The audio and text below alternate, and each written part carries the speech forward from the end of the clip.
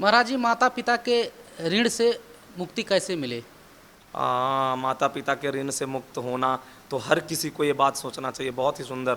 माता पिता के ऋण से मुक्त हुआ जा सकता है सिर्फ माता पिता के खूब सेवा करके, और उनका अंत समय तक इतना सेवा करें कि उनमें अपना भगवान मान करके सेवा करें, तो माता पिता के ऋण से मुक्त हो जाएंगे। और या इतना भजन करे, माता पिता की अगर सेवा करते हुए भजन करता है, जैसा कि प्रभु का स्वरूप मानकर कि माता पिता भगवान है और होते ही है भगवान, इसमें कोई संशय की बात ही नहीं है, तो माता पिता भी तर जाएंगे, वो भी मुक्त हो जाएंगे, और जो पुत्र है वो तो मुक्त होगा ही, और कई पीढ़ी को मुक्त कर देगा। जैसे कहते हैं कि भजन परायण भक्त के 21 पीढ़ी तर जाते हैं। तो माता पिता को जब तक सेवा नहीं करेगा पुत्र, जब तक उसको संतान संपूर्ण समर्पण करके सेवा नहीं करता है, मातृ पितृ ऋण से वो मुक्त नहीं हो सकता है। मातृ पितृ ऋण से हर किसी को ऋण होना चाहिए। महाराज जी, मैंने दूसरे कथावाचकों से पूछा है और दूसरे भी जो आपसे भी मैंने सुना है बहुत बार कि हमारा जो उद्देश्य होता है कथा का वो यही होता है कि हम दूसरे को सुनाए, तो फिर हम भगवान को क्यों सुनाते अगर कोई नहीं होता उस समय? तो नहीं, हमारा उद्देश्य हो जाता है भीड़ इकट्ठा करने का। अब ज्यादा से ज्यादा कथा वाचक जो भी हैं, और अगर ये रखते हैं कि हम लोगों के लिए कथा कर रहे हैं, तो भैया लोगों में भगवान क्यों नहीं देखा आपने लोगों में भगवान क्यों नहीं देखा? वो लोग तो अगर एक भी लोग नहीं सुनने को आए, तो क्या हम अपने प्रियालाल को सामने विराजमान करते हैं, रहते ही हमारे सामने व्यासपीठ पर, हम उनको क्यों नहीं सुनाएं? हम उन्हीं को सुनाएंगे। अब वो चाहे 500 लोगों के रूप में आ जाए, चाहे 5000 लोगों के रूप में आ जाए, या एक व्यक्ति के रूप में ना आए। कई ऐसे बड़े जयदयाल गोयंदका जी सेठ जी बड़े ही ज्ञानी और परम भागवत महापुरुष हुए, भाई जी महाराज के समकक्ष, बड़े ही ज्यादा भगवान के प्रिय। तो वो जब कथा करते थे तो उनकी ऐसी भावना रहती थी। राम परम वंदनीय राम सुखदास जी कहते थे कि हमें कथा किसको सुनानी है? हम अपने प्रभु को सुनाएंगे, उन्हीं को रिझाएंगे। अब वो जैसे 500 रूपों में आकर के सुनो, चाहे 5000 रूपों में आकर के सुने या रिझें, पर हम तो सुनाने उनको आए हैं।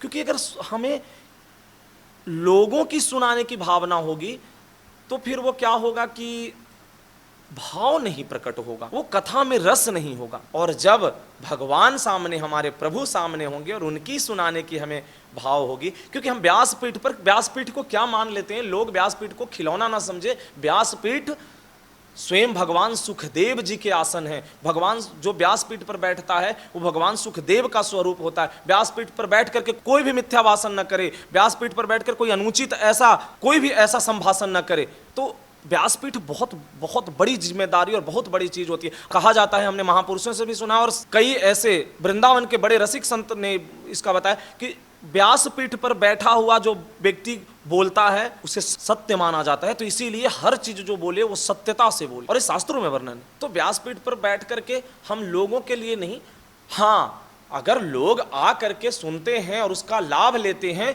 तो ये प्रभु ने कृपा किया, प्रभु ने कृपा करके ये हमें अवसर दे रहे हैं। तो हमारी भावना ऐसी होनी चाहिए। हमारी भावना ऐसी नहीं होनी चाहिए कि अगर इतने लोग नहीं है तो हम किसको सुनाएं। नहीं नहीं, एक पिता को पुत्र के प्रति कैसा व्यवहार करना चाहिए?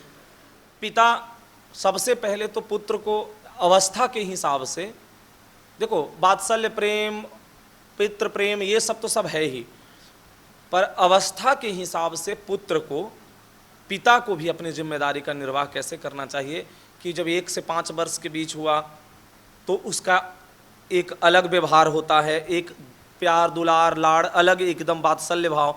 5 से 10 साल के हुआ तो उसको एक रास्ता दिखाने की भाव होनी चाहिए, एक मार्गदर्शन देने की भाव होनी चाहिए। और जब वो 10 से 15 वर्ष की जब उसकी अवस्था होती है तो मित्रवत व्यवहार, या उससे ज़्यादा की जो अवस्था जा रही है तो मित्रवत व्यवहार करके उसको सही मार्गदर्शन देना चाहिए। और सबसे ज़्यादा जरूरी है कि पुत्र के प्रति जो सबसे जरूरी ये बात पिता को समझना चाहिए वो कि पुत्र की हमारी जो चाह है वो क्या है और उसकी मांग क्या है। अब वो चाह अनुचित है तो पूरी नहीं करनी चाहिए, मांग अनुचित है तो पूरी नहीं करनी चाहिए। अगर वो उचित है, शास्त्र सम्मत है तो उसको पूरी करें, अगर उससे हो सकता है और बन सकता है तो। पर इन सब से हमको ज्यादा लगता है कि एक पिता की जिम्मेदारी है कि पुत्र को सही मार्गदर्शन करे और उसकी शिक्षा के साथ साथ उसमें संस्कार जरूर डाले। सही संस्कार ही पुत्र को सही दिशा दे सकता है, और वो संस्कार शास्त्र सम्मत और अध्यात्म सहित होना चाहिए। अध्यात्म और शास्त्र दोनों से विमुख होकर के वो संस्कार नहीं होनी चाहिए। और पुत्र के पास अर्थ की प्रधानता बार बार ना रखे पिता, ये सबसे ज़्यादा जरूरी चीज़ें हैं। अगर पिता बार बार बचपन से उसमें अर्थ की प्रधानता डालता है तो वो पुत्र क्या होगा, अर्थ प्रधान हो जाएगा। और वो कल के समय में, वही आगे आने वाले समय में वो क्या करेगा, वो अर्थ के लिए करके वही अपने माता पिता के साथ भी दुर्व्यवहार करेगा। तो सबसे पहले पिता को एक संस्कार अच्छा देना चाहिए पुत्र को, नहीं तो वही अभी हो रहा है जो समाज में माता पिता को छोड़ दिया जाता है वृद्धाश्रम में। बेटा बाहर जा करके विदेश चला गया या कहीं ऐसे जगह चला गया, इतने दूर चला जाता है छोड़ के, माता पिता को कोई देखने वाला नहीं है और वो वृद्धाश्रम में जा करके रह रहे हैं। हाँ, जब तक माता पिता का शरीर अच्छा है, चल रहे हैं, वो स्वयं से सारा चीज कर रहे हैं, पुत्र उनका तब तक वो तो ठीक है, जैसे भी उनको देख रेख कर रहा है, चाहे वो अर्थ से जरूरत हो, चाहे जैसे भी जरूरत हो, चाहे उनकी जैसी मांग है। पर जब उनकी शरीर की अवस्था थक गया, वो नित्य क्रिया करने की लायक नहीं, उनकी खूब सेवा करनी चाहिए। ये पुत्र की भी जिम्मेदारी, जैसे माता पिता की जिम्मेदारी है पुत्र के प्रति, तो पुत्र की भी जिम्मेदारी, संतान की भी जिम्मेदारी है माता पिता।